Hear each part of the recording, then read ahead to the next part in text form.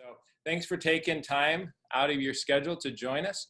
We're going to get started here. I'm Aaron Brockmeyer. I serve with Made to Flourish as a city network leader.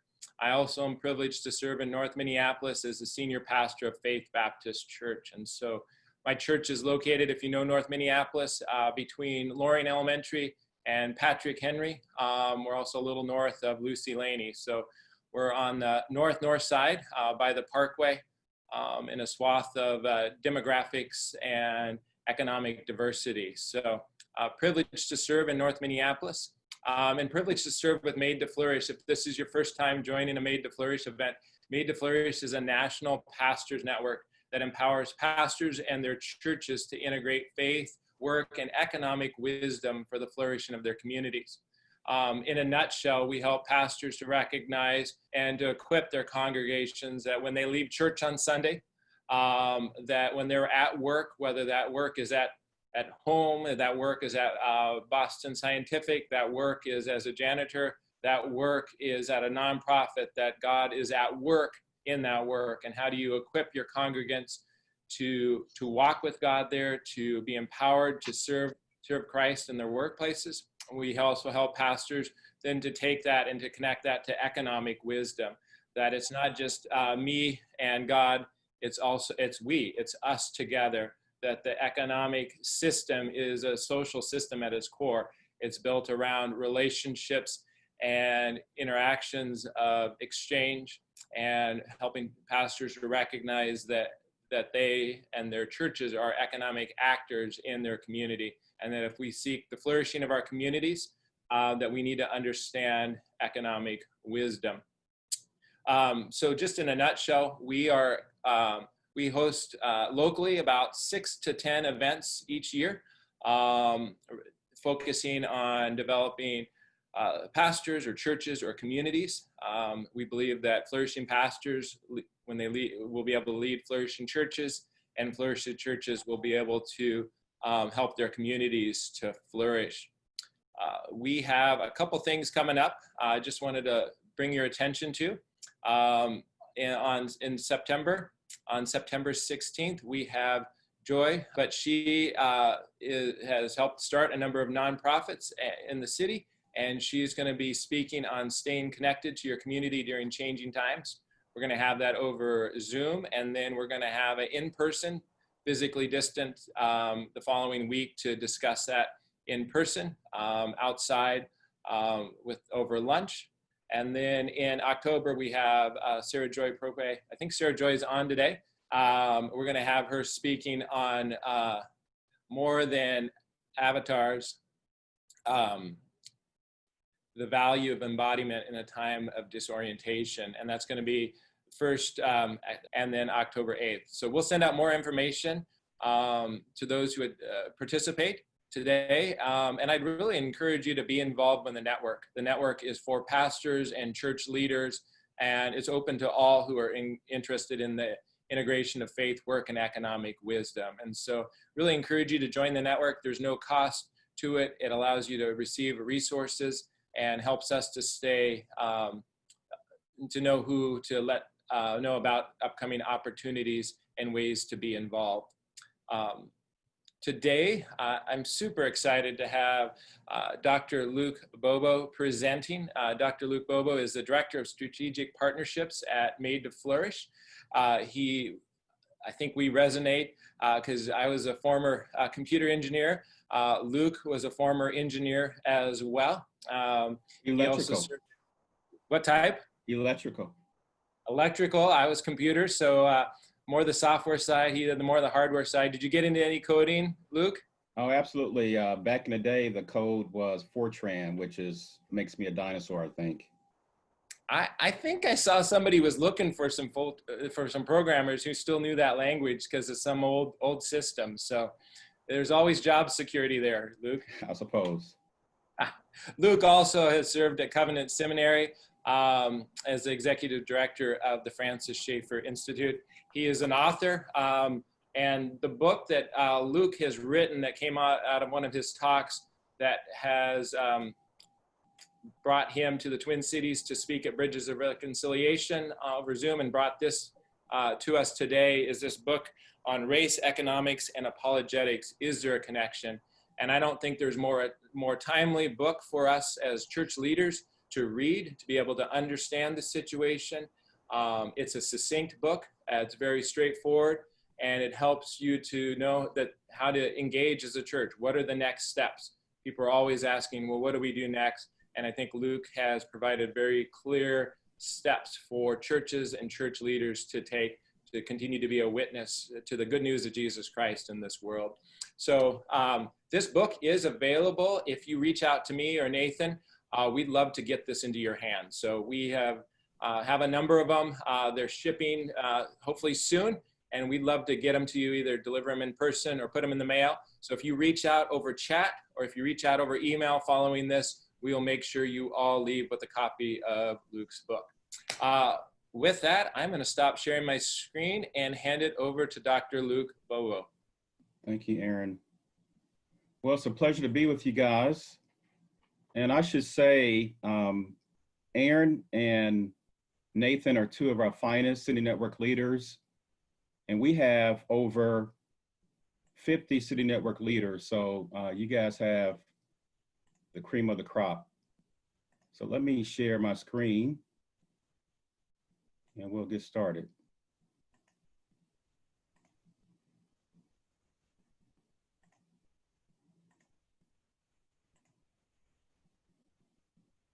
Okay, I'm assuming you guys and sisters in Christ can see the first screen here. So before we get started, before I launch into the meat of the presentation, I'd like to give some initial comments.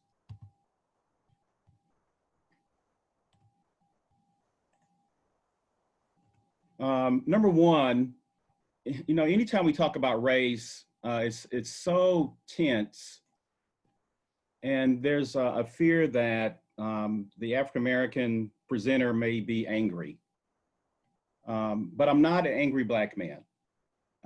But I would say this, as believers, some things should make us angry. We call this a righteous anger, and we see God displaying righteous anger primarily in the Old Testament. I don't speak for every African-American. To presume I know what every African-American thinks would just be arrogance. So I don't speak for all the millions of African-Americans that live here in America. For my white brothers and sisters, you might sense guilt or shame, but that's never my intent when I give a presentation like this. I'm just presenting the facts. You might say this is a history lesson of sorts. And just to insight on African Americans, we don't see one event in isolation. When George Floyd was killed, that's a continuation of a narrative since we arrived here in America. So those are some initial comments.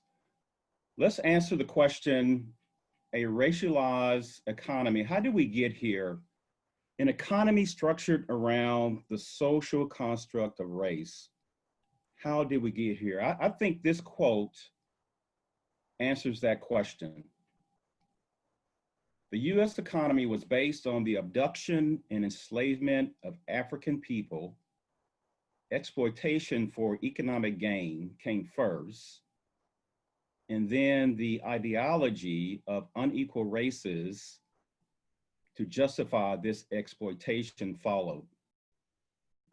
So according to D'Angelo, our US economy exploited members of a certain group, Africans.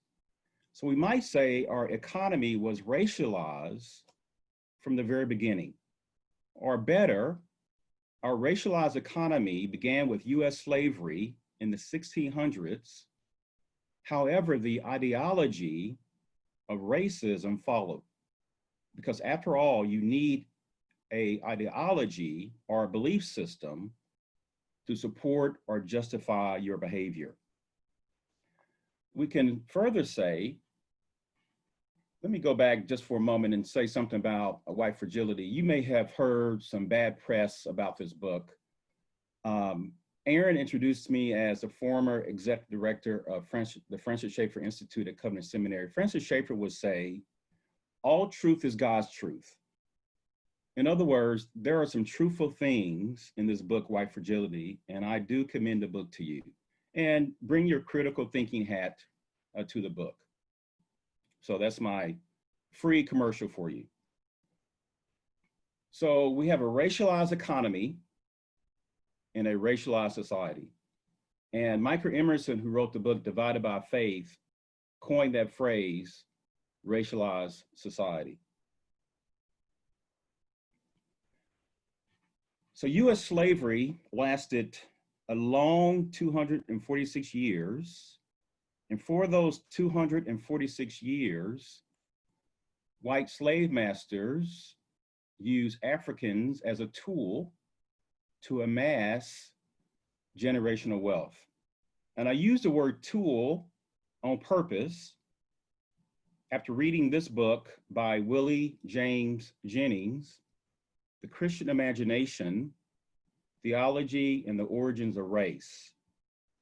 In this book, Dr. Jennings argues that as early as the 15th century, as Portugal and Spain captured and exported Africans, something was emerging. Before the social construct of race in America, he argues this: whiteness begins to emerge as the organizing conceptual frame. Again, this is in the 15th century. And Blackness appears as the fundamental tool of that organizing conceptual frame. So if everyone is made in God's image, Jennings is saying that those with dark skin were reduced to a mere tool. We call this reductionism. So in this racialized economy, and I should say, not only did this organizing principle begin in the 15th century, but it traveled across the waters to America in the Middle Passage to America. We might say this organizing principle, conceptual frame, undergirds this notion of our racialized economy. So in this racialized economy, it's advantaged whites. In a racialized economy or racialized society, institutions and their services are tipped in favor of whites. And I hope you're not surprised by this statement. As an example, a white lawyer, an insider to the criminal justice system in Illinois, Steve Turow, that's why he can write this. And this is from his book, Ultimate Punishment. A white life is more valuable than a black life. And you see this being lived out. Brian Stevenson of the Equal Justice Initiative said 1 out of every 3 African Americans, males from the age of 18 to 35 would spend time in the criminal justice system. 33%. So Turow is just reiterating what Brian Stevenson has said on many occasions. In this racialized economy, again, it's advantage whites. Consider those who are leading some of our major institutions in America. The 10 richest Americans are 100% white. US Congress, 90% white. US governors, 96% white. Top military advisors, 100% white. People who decide which TV shows we see, 93% white. People who decide which music is produced, 95% white. Teachers, 82% white. And so don't answer out loud, but did you or your kids have any non-white teachers in elementary, middle, or high school? Full-time college professors, 84% white. For many of my students, when I taught at Lindenwood University in St. Charles, Missouri, I was their first African-American professor or teacher. So let me ask you again, don't answer out loud, but did you or your kids have any non-white professors in college? Again, the source for this is D'Angelo's book, White Fragility. I like to put it this way: an able-bodied white life is normative in America. Again, I said earlier that for 246 years, white slave masters considered Africans as a tool to amass generational wealth. But the question that begs to be answered is, what is wealth? And I like this analogy to a bathtub. Wealth, money, securities, and real estate, and by the way, Blacks disproportionately are not homeowners, but wealth is analogous to the level of water in a bathtub, while income is analogous to the flow of water into the tub. And this raises this question: what impacts the level of water? And here I'd like to get some class participation. How would you answer this question? Just unmute yourself and just throw out some answers. What impacts the level of water in one's bathtub? The type of job. The type of job one has, okay. White collar or blue collar? Education and access to capital. Okay, education, access to capital. Any others? Connections and network. Connections, that's a very good one. Brian Fickert, who writes When Helping Hurts, says what most poor people need is not material things.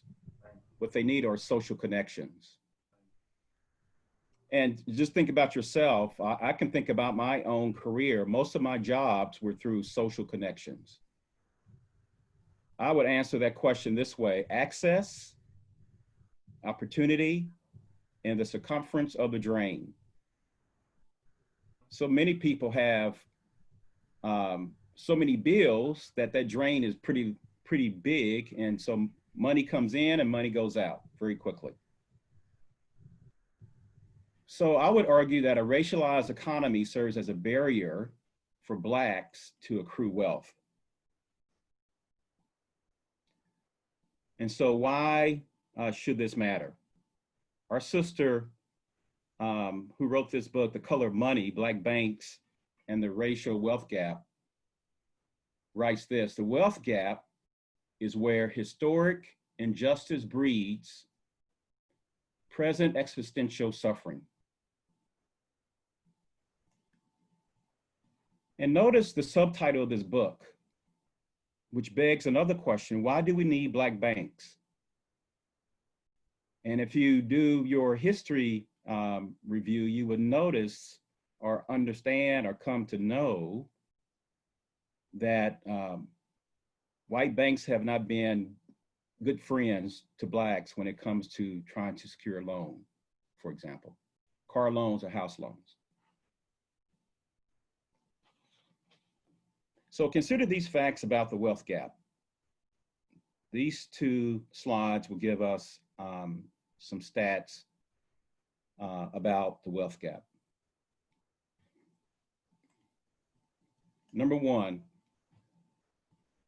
across every socioeconomic level, Blacks have significantly less wealth than whites. Blacks have significantly less wealth than whites. Over a third of Black families have either negative wealth. Now, consider that phrase: negative wealth, or no assets at all. The wealth gap between white and Black Americans has more than tripled in the past 50 years. 50 years since Dr. King was killed or assassinated, this wealth gap has tripled, according to the Federal Reserve data. The typical Black family had zero wealth in 1968. Today, the median net worth of white families is 171,000, which is 10 times that of Black families. Now, I should tell you that I met my wife at college. I was her math tutor, so I love math. So let's do some math. If the median net worth of white families is 10 times that of Black families, that means the median net worth of Black families is what? What's the answer there?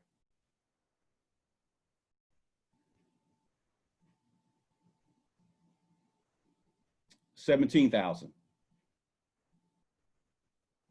Divide 171,000 by 10, 17,000. And for another resource, I commend to you the Brookings report, The Black Middle Class Needs Political Attention Too, and that came out this year. One more stat here. When the Emancipation Proclamation was signed in 1863, the Black community owned a total of 0.5% of the total wealth in the United States. However, more than 150 years later, that number has barely moved. Blacks still own only about 1% of the wealth in the United States. So what are some consequences of this wealth gap? I first heard this expression when I saw the film Chirac, a film made by Spike Lee. But one of the consequences of this wealth gap is the creation of underground economies. Think about drugs and crime associated with drugs, and or drug pushers, or those are gangs. Those are some of the consequences of this wealth gap, creation of these underground economies. What about violence? Closely related to these underground economies is violence. Pope Francis says this: until exclusion and inequality in society, and I would add, and in the economy, and between peoples is reversed, it would be impossible to eliminate violence. And so access to the economy can reduce crime and violence. Let me give you two illustrations. One comes from this 2013 study of Chicago youth. When young people were given jobs during the summer months, the crime rate declined by 33%.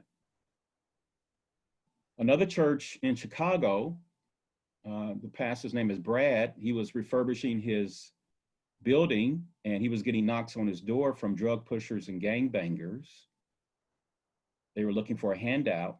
Instead of giving them a handout, he said, come work for me for 8 hours and I will give you a check at the end of the day.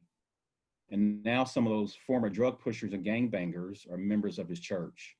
They've given up that underground economy and now are members, active members of his church. And now that church in Chicago is known for, that's the church that helps people find jobs.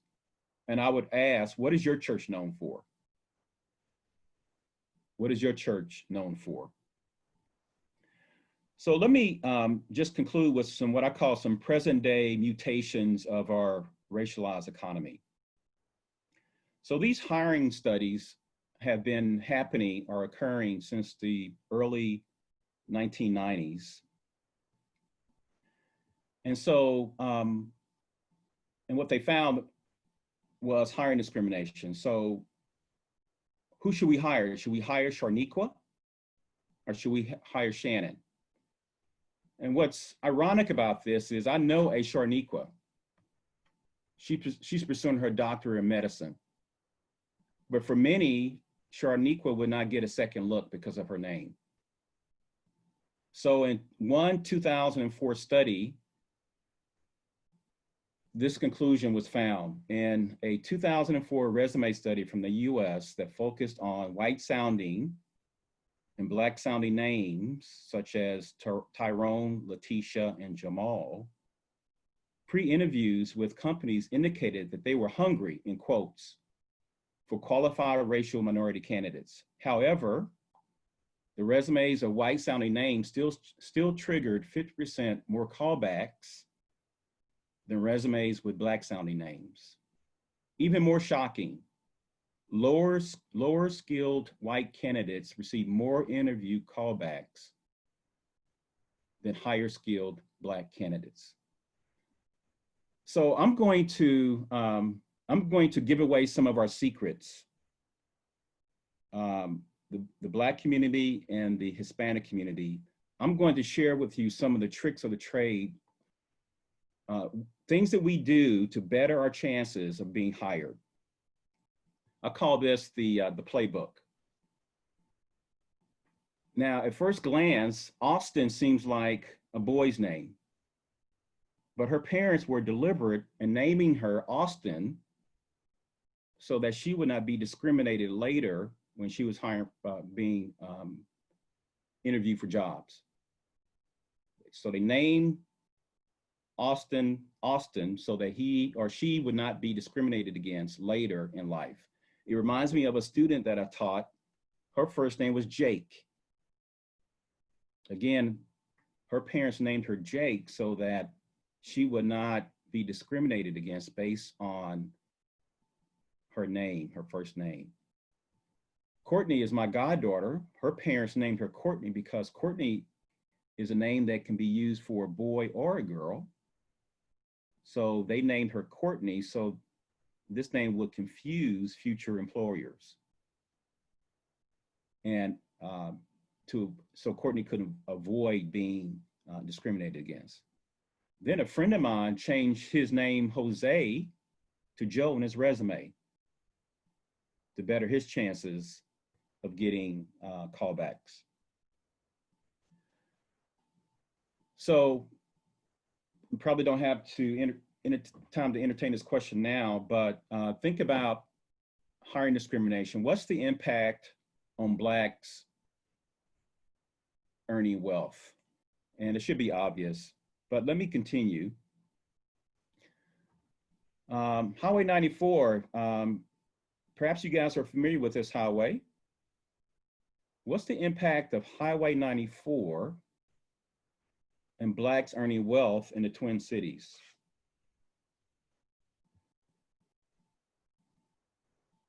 This is Dr. Samuel Myers. He says he would answer this question by what he calls the Minnesota paradox. How many people have heard of the Minnesota paradox?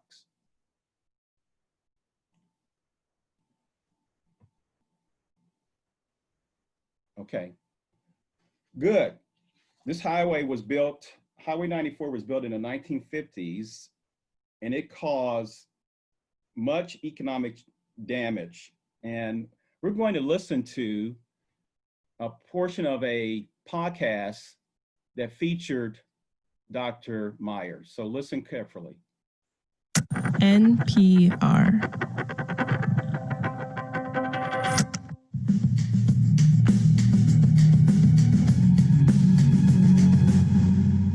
This is The Indicator from Planet Money. I'm Stacey Vanek Smith. And I'm Cardiff Garcia. Over the weekend, protests raged on all across the country, and the Minneapolis City Council has been calling to defund the police department after George Floyd was killed by a Minneapolis police officer while in police custody. George Floyd's death and the global protest it sparked have put a spotlight on racial disparities across the U.S. and in Minnesota itself. Yeah, see, in economics, there is something known as the Minnesota paradox. The Minnesota paradox looks at the fact the Twin Cities, St. Paul and Minneapolis, have some of the best statistics in the country when it comes to quality of life. It's always ranked as one of the best places to live. High home ownership rates, high education rates, high life expectancy, high income. But in spite of that, Minnesota cities have some of the worst racial disparities in the country. And so the Minnesota paradox kind of captures the fact, this is not Mississippi, okay? This is not Alabama. This state didn't have slavery. That is Dr. Samuel Myers Jr. He's an economist and a professor of human relations and social justice at the University of Minnesota. And he coined the term Minnesota paradox. Samuel is deaf. We spoke to him using a closed caption software. And Samuel moved to Minnesota over 20 years ago, and he was immediately struck by this paradox. Why the big racial disparities? After all, Minnesota has a history of progressive laws and institutions, and Samuel points out that the University of Minnesota, where he works, was graduating Black physicians and chemists and nurses in the early 1900s. In fact, where did Dred Scott flee to when the slaves came to Minnesota? Yet Black Minnesotans' unemployment rates have been more than double that of white Minnesotans. Income, education levels, life expectancy, health statistics, they all reflect some of the worst racial disparities in the U.S. So what is going on in Minnesota? Why this paradox? Samuel says the answer is complicated and deeply rooted. He says one powerful illustration is a federal highway that was built in Minnesota in the 1950s, connecting the Twin Cities. I-94. This is the federal highway that connects Minneapolis and St. Paul. The most direct route between the Twin Cities cuts through one of the wealthiest, fanciest neighborhoods in the area. So that wasn't going to happen. Instead, they moved the highway north just a bit. But it puts you through the most vibrant Black neighborhood in the entire Midwest, where home ownership rates was higher in 1930 than the average home ownership rates for whites in the entire United States. I mean, Charlie, this was a vibrant neighborhood. And even though it was so vibrant and relatively wealthy, that neighborhood did not have the political clout or the money to block the highway project. And so they built the highway, and it just goes straight through the middle of this fabled Black community. It destroys families, it destroys the community. And home values in the area plummeted. Samuel says that at the time, moving to a predominantly white neighborhood wasn't really an option for Black families because of segregation and because of racism. So many Black families were stuck in an area that had been decimated by this highway. As a result, Black homeowners did not see their houses grow in value very much. And if they wanted to buy a home in that area, they had trouble getting a loan, even if the loan officer was just looking at numbers. It's not you that I'm discriminating against. But the problem is the neighborhood, because I'm concerned that if the housing prices are going down in that neighborhood, okay, so in those particular instances, everybody's acting rationally. There are a lot of racial disparities that occur that are not meant to be racial disparities. They were not intentional to be racial disparities, but they happen. So Black families can't get home loans because home values in their neighborhoods are so low. And so Black home ownership plummets in Minnesota. Today, about 24% of Black households own their own home in Minnesota, compared to 76% of white households. And home ownership is really important in all kinds of ways. In the U.S., one of the main ways to build wealth has traditionally been through buying a house. So this hit to home ownership had a domino effect of lower incomes for Black families, less savings, less education, health problems, lower life expectancy. And a big part of the reason, says Samuel, a federal highway that ripped through a thriving Black neighborhood back in the 1950s. And Samuel says he's been thinking about that highway a lot as he has watched the protests unfold in his state and across the country. So let me ask you, as we think about this question, what did you hear? And I would love to interact with this podcast just for a moment, but what did you hear? What impact did this federal highway have on this? According to Myers, it was a thriving Black neighborhood. And in St. Louis, where I lived for 25 years, it was Highway 44 that ripped through Black neighborhoods. But let me hear from some of you. What did you hear from this podcast? I heard that because of that highway, that the Black people couldn't get loans, the value of their homes declined. And when they tried to go into the other area to gain another house and some more value, they were denied. Thank you. And that's why we need black banks. Other comments? What did you hear?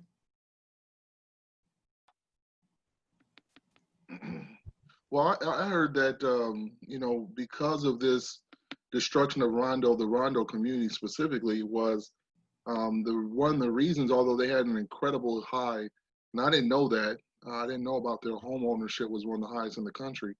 But because of although they had this home ownership, they still didn't have the political clout, and in order to move that highway like the other communities, and it goes back to what you said earlier about most of our political representation are white, and because of that, they didn't have a voice. Because they didn't have a voice, they were able to destroy their community, and it has lasting effects. And I think it also shows the reverberation of things through time. Oftentimes people look at something, well, that was 50 years ago, that was 150 years ago, but understanding history, there's real life implications for things that happened 50 years ago. Amen. Yeah, 1950s is in my lifetime, and I suspect it's probably in many of your lifetimes. But no, I used to tell my ethics students, no decision is benign. Every decision we make has consequences, good or bad. And so justice in this case would have been in the 1950s for someone to speak up on behalf of the African-American community. And even today, justice means, again, if you read the Old Testament very carefully, God says, care for the orphan, the widow, the foreigner, the vulnerable. And we too are called to speak up for the vulnerable, the voiceless. Any other comments before we move on?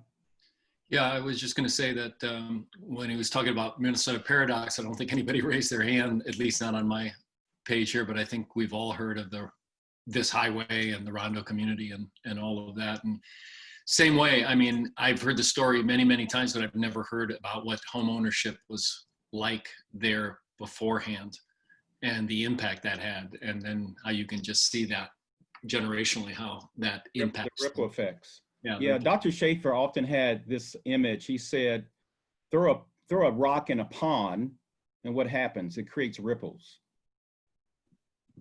And although this highway was built in the 1950s, we still see a continuation of ripples through this community. So I think you saw this quote earlier. I think the building of this highway is a good illustration of this quote.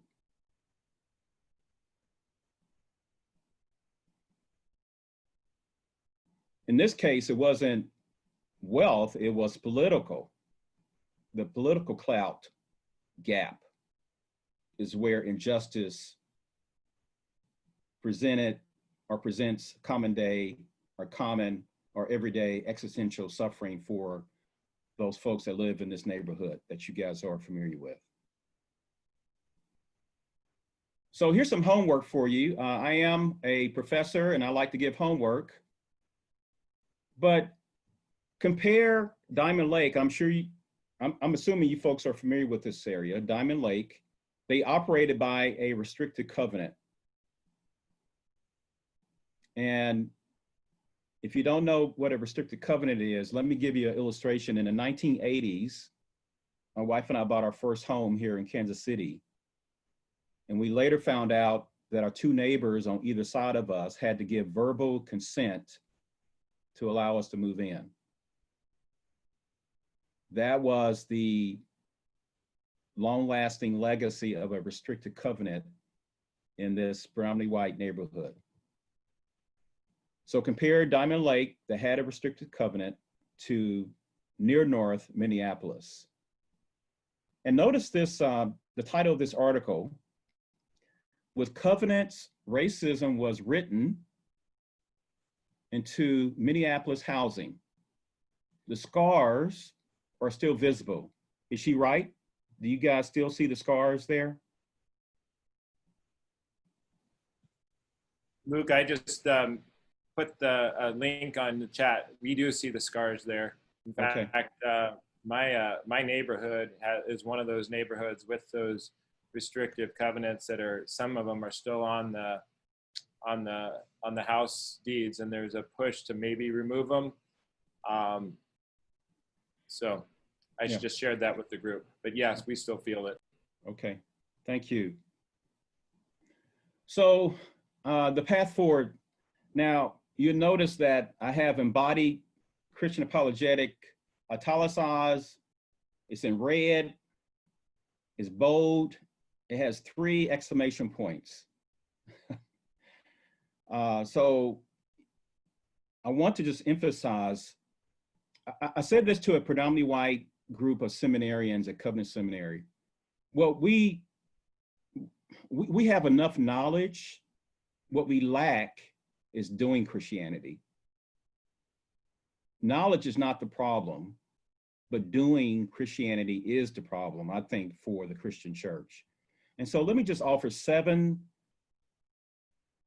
things I encourage, beg the church to do. And these will not be a surprise to you because you guys are all believers, but fervent kingdom prayer. We need God's direction. We need his wisdom on how to move to reverse some of these racial, economic injustices. Love our neighbor. I recently preached a sermon on the Good Samaritan, and I concluded with a few lessons from that parable. Number 1, we cannot pick our neighbor. We cannot disqualify a person as our neighbor. And number 2, loving our neighbor is costly work. That Good Samaritan risks his own health. He risks an infection. He lost time. He paid for this injured man's lodging. So loving our neighbor is costly work. If we truly love our neighbor, we cannot sit idle and not strive to correct racial and economic injustice. And I told a group of teenagers, white teenagers recently, you can't say that you love me if you don't seek to eradicate some of these injustices. You certainly cannot tell God that. Pursue justice, that should be obvious to you. Micah 6:8, we quote that. We have t-shirts with Micah 6:8. But I love this quote, justice is love distributed. Justice is love distributed. Justice is love distributed. Repentance, this passage in Luke, the physician,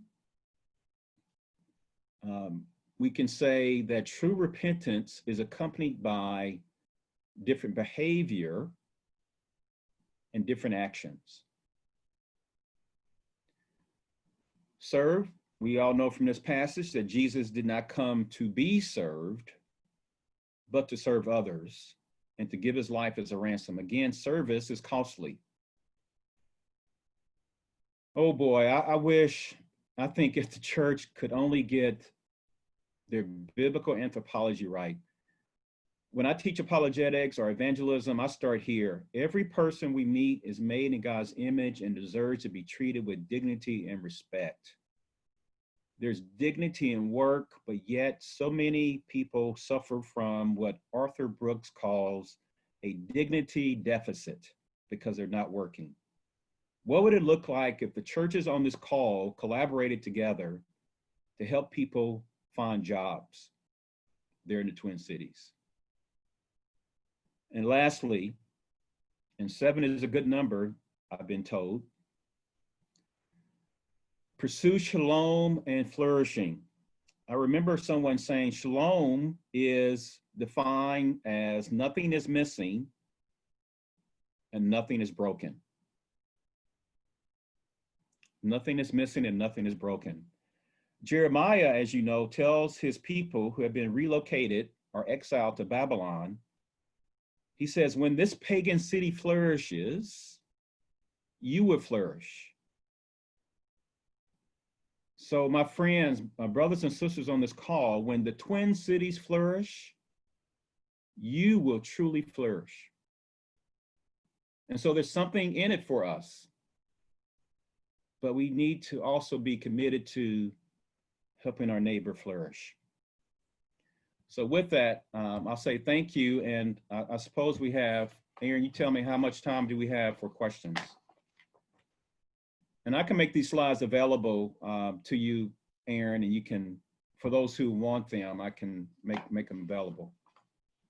That would be great, Luke. Yes, we've already had a couple of requests for the slides. Luke, we have till 11 o'clock, so we have about 15 minutes. I want to honor your time and everybody else's time. So yeah, so we have about 15 minutes for Q&A. I don't have anything that needs to be said to wrap up. So let's go ahead and interact. Maybe the best way, if you stop the screen sharing, then we can see, or I can stop it, Luke, and then we can see participants and we can engage with some discussion.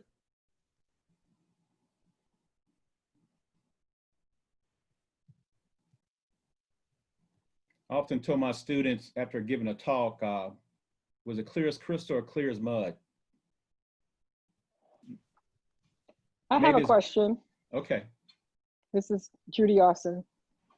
I'm in South Minneapolis. I'm near the George Floyd Square. And as we speak, we have some representatives meeting with the mayor to figure out some demands for justice. Since our feeling is that the city killed a man, and what ensued after that, and all of the damage and some of the things that are happening to the people who live closest to the square, we're just looking for some justice. So one of those things is jobs for youth. And when we talk about creating jobs, my question is, where do the funds come from for creating the jobs for youth? Or do we look to the companies, or do we look to the government for the resources to pay these kids while they work for the companies? I mean, what are your thoughts about how do we get jobs for youth? Great question. I would tell you, when I was a teenager, I had each summer in high school, I had a summer job. It was called Joy, Job Opportunities for Youth. One summer, I picked up trash in the park. We had to make our own picks. One summer, I picked gum off of desks in a high school. One summer, I painted houses, and that funding came from our local city. So on one hand, you can encourage your city officials to do such things to generate this fund. On the other hand, Aaron said earlier about the church being an economic actor. Now let's put our thinking caps on for a moment. What would it look like if all the churches represented here pooled their missions funds and help create jobs as a collaborative? I mean, there's many. This let your imagination run wild here, and God is not limited here. And I would say there's so many ways we can do this, and I just urge us to pray and ask God for wisdom and imagination, because this is not impossible.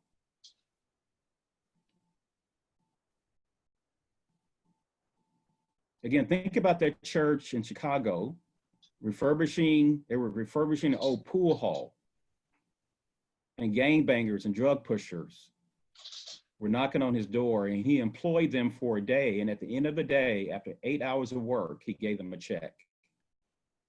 And that later led to a nonprofit. And yes, again, that church has the reputation, oh, that's the church that helped me to find a job.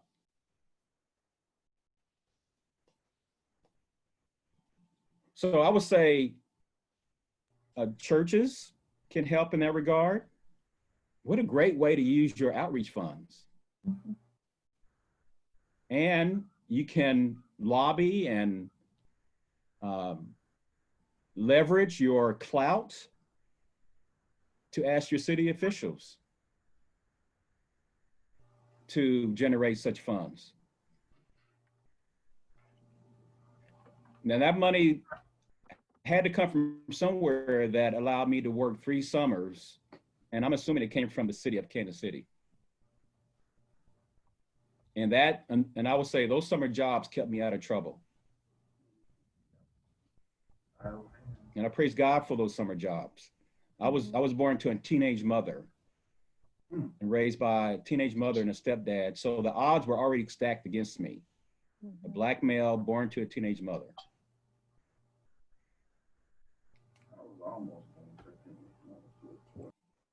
Other questions? My question to you is, how has the impact, tell me if I'm wrong, before the 60s, I believe, there was no public assistance, and now we have public assistance. How has that impacted prior to that and up until now that we have public assistance, which is known as welfare? How has that affected us prior to us having that, and then them implementing that? Well, that's a great question. So my wife was raised on that program. And so I bristle, I get angry when people say all that's creating is dependency. Because my mother-in-law relied on that program for a while, and then she was able to find full-time employment. So it's a stopgap measure. But unfortunately, it has been abused by some, but we shouldn't generalize and say everyone is going to abuse the system. Because again, my wife and 3 big brothers of hers all went to college. They stayed in a 2-bedroom duplex. So for some, it's a step up, it's a hand up.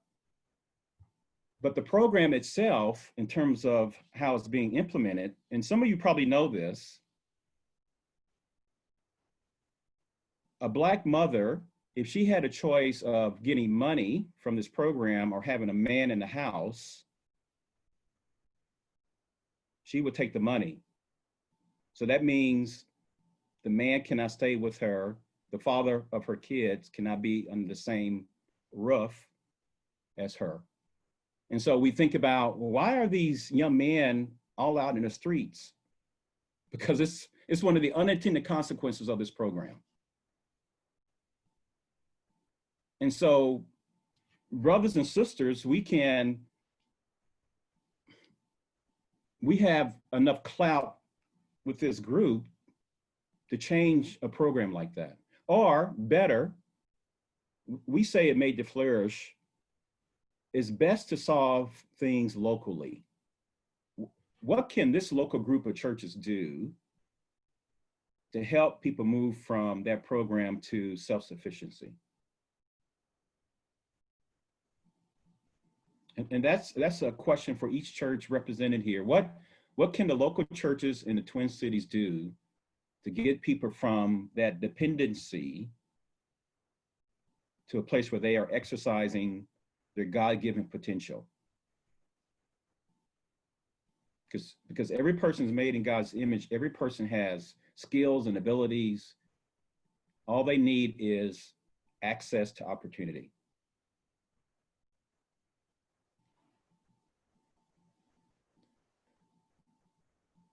Thank you for the question. How many people knew that a Black mother had to choose between having money or a man in the house if they're on that program? Yeah, a few of you do. It's a good system, but it's also broken. So Dr. Bo, I have a question. I think, you know, as we ponder these questions of race and economics, these are relevant questions. And I think one of the things that challenges me is that, you know, growing up in the evangelical world, going to evangelical colleges and seminaries, there's still a disconnect between the clergy and these ideas that you're bringing forth.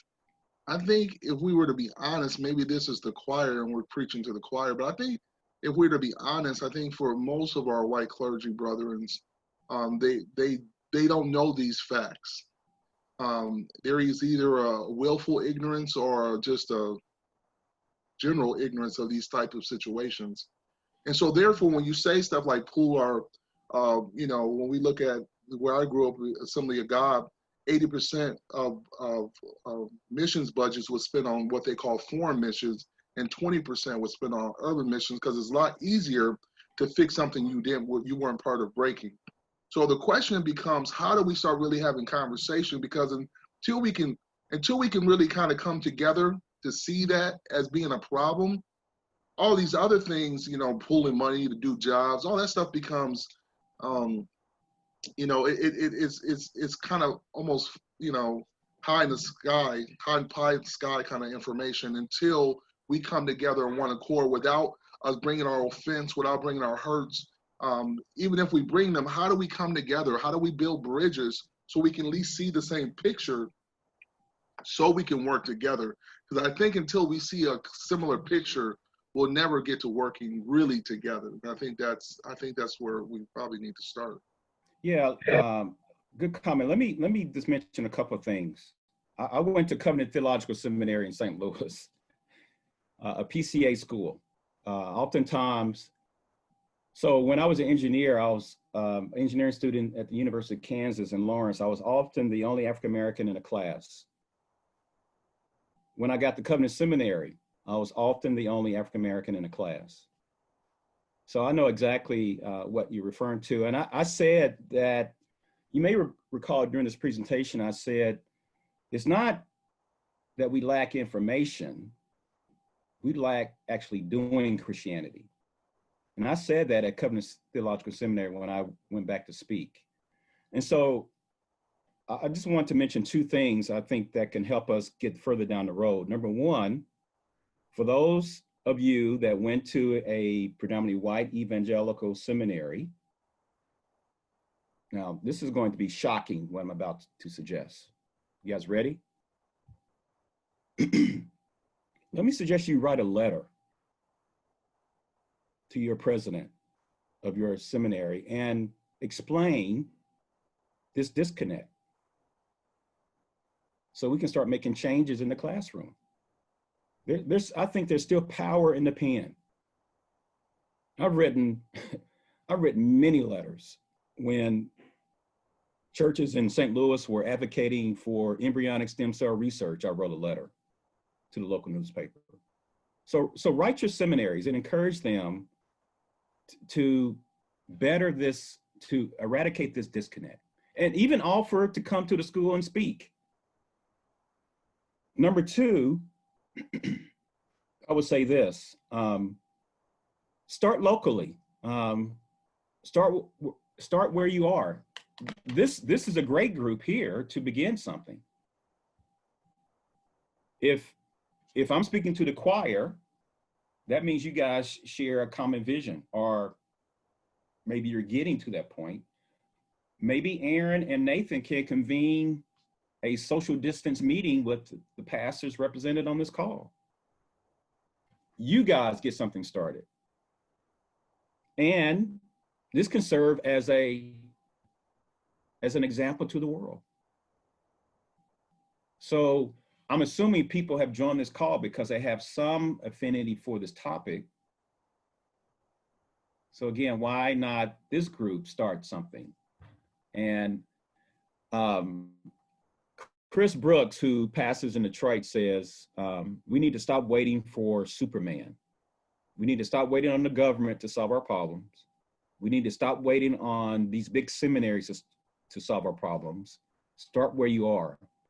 And to your point, Brother Speed, when you all get together, Christopher Brooks also says this: we need to learn together.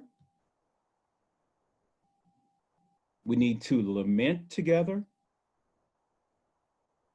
We need to mourn some of the racial injustices and economic injustices in this country. And then he says we need to launch together. This is learning, And I hope that at the conclusion of this call, you lament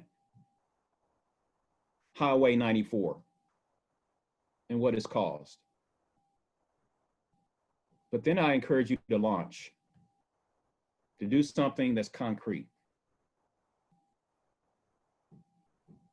And part of that could just simply be to start, if you have kids, to start educating your kids on this racial history.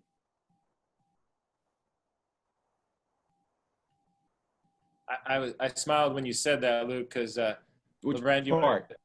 LeBrand, the last part there, because LeBrand, do you remember your quote? You said the first step to not being a racist is to not raise racist kids. LeBrand and shared that with me the other day, and I was like, that is a great first step. Yeah, my ethics professor said, and I miss him so much, David Clyde Jones. He said, God ordained 3 institutions for the sake of human flourishing: civil government, the church, and the family. We are our kids' first teachers, and by golly, let's teach them. Let's teach our kids what they're not getting in school.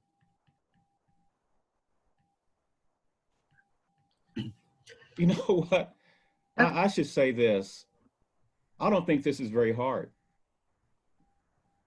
We have the Bible, we have the Holy Spirit behind us. It's just a matter of the will. We have the greatest story ever told. We have the most powerful source, the Holy Spirit, that raised Christ from the dead. The hardest part is getting started. And I would submit to you, Dr. Luke, that this is the perfect time, because now we're in a pandemic and school is back in session, and most people are saying they're not allowing their children to go back. This will be the time to bring prayer back into school that was taken out. All the things that were taken out, we can now implement and put back. And our families can come together now because they're in the home now. Mm-hmm, sure. So we can, as you say, locally, then we can demand to have prayer back in school when they go back to school. Yeah, I would say, time. and I would say, I'm not really bothered by prayer not being in school. What I'm bothered by is prayer is not happening at home. Yeah, true.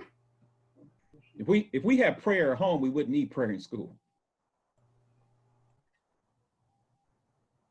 So I'm not a pastor, and I got invited to this call. I'm a small business owner, probably medium-sized, in some respects, maybe a larger employer. And I'm in Bloomington, Minnesota. And of course, my heart is to use my skills as a job creator, as an entrepreneur, to be a good steward and a partner. And I see the challenges, the terrible challenges. Now, mostly we employ physicists, mathematicians, some engineers, but we also have production as well.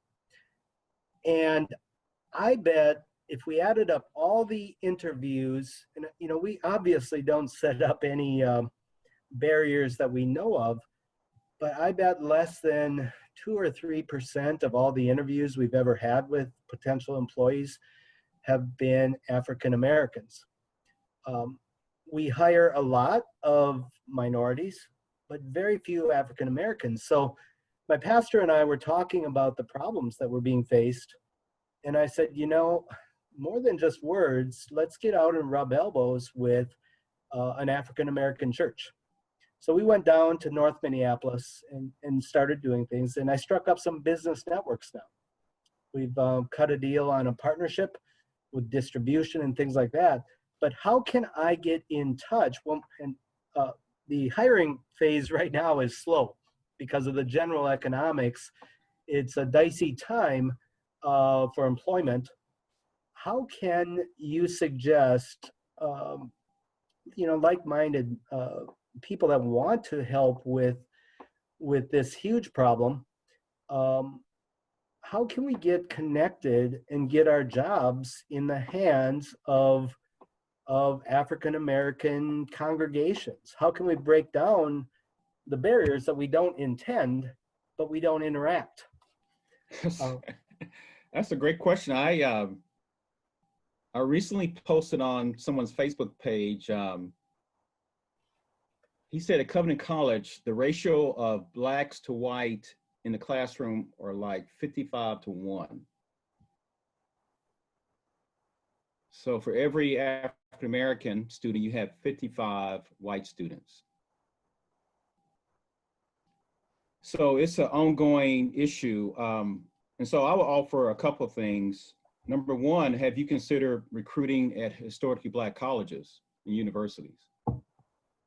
Yeah, that's a great idea. No, we have not. We typically go locally here. And I think in Minneapolis, someone can correct me, I'm ignorant on this. I don't think we have a historical black university or college here. No, you probably don't. So let me offer this caution though. Make sure you hire more than one at a time. Yeah. Because otherwise that one will be perceived as a token. Like I was when I was first hired at an engineering company here in Kansas City. I was the only African-American in my engineering department. In fact, one of my peers, a white engineer, told me just that. He said, "Luke, you are the token." I still remember his name. That happened over 40 years ago when he said that. So historically black colleges and universities, I often hear people say, there's no talent out there, but I often respond, where are you looking? So historically black colleges and universities is a short-term solution. The long-term solution is this. What are the schools like there in the Twin Cities? Are you investing in the school system?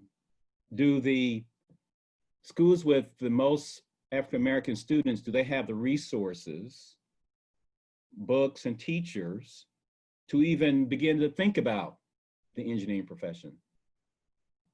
So maybe come alongside a school and help subsidize their lack.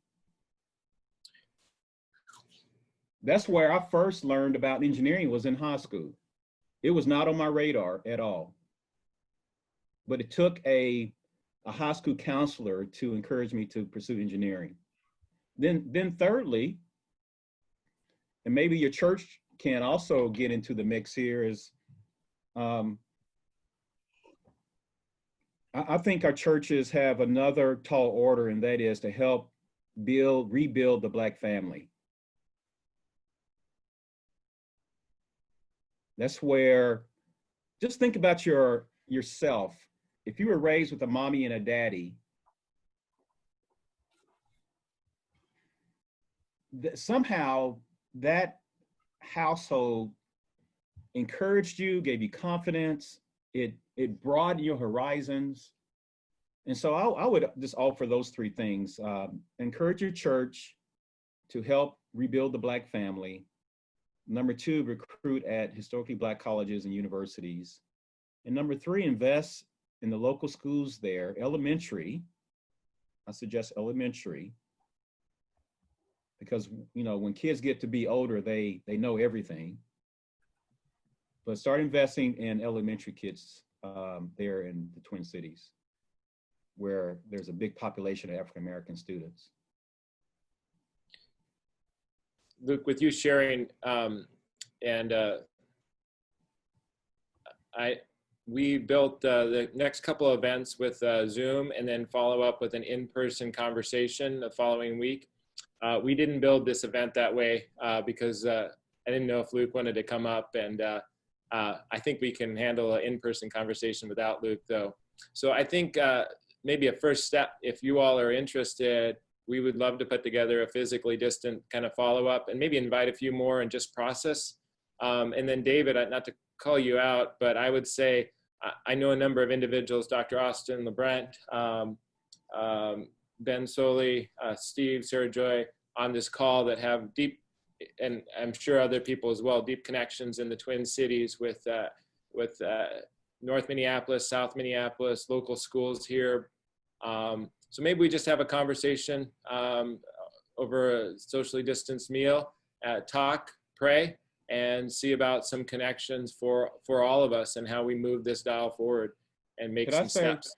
Can I say one last thing? So I've designed a workshop for Made to Flourish to help churches to identify their assets for the common good.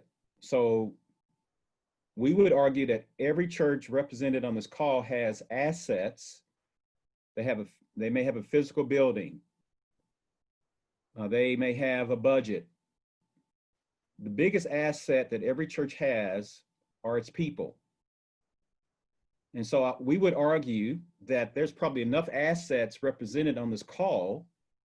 And if you put your assets side by side, you might find that there's enough assets on this call to start tackling some of these issues. So the workshop, how do we sign up for the workshop? I'll send information to Aaron and Nathan. Yeah, I think the way this is moving, just kind of learning how to do Made to Flourish amidst the pandemic and COVID and stuff like that. What we'll do is we'll make this video available online, and then we'll see if we can put together a common time to meet outside and do some connection, some prayer, and follow up with some next steps. So would love to build it around a number of your schedules if you're interested in attending. So maybe your take home would be two things. Your take home assignment for me, or three things. Join the network if you're not a part of the network. Let me know if you'd like Dr. Luke's book. I will gladly bring that to you, send that to you, and get that into your hands. And then let me know if you're interested in meeting in person, and maybe just a couple broad general times, like I'm available during the day or evenings only. And Nate and I will see if we can coordinate at least one follow-up gathering. And we'll make the video available beforehand, and we might even put it out to see for a few more people to join, and using this video as our main framework for the conversation. So thanks for joining us for today's presentation. We look forward to connecting in the future. You can find out more information on the website, or feel free to reach out to myself or Nathan Miller, who serves as a city network leader along with me.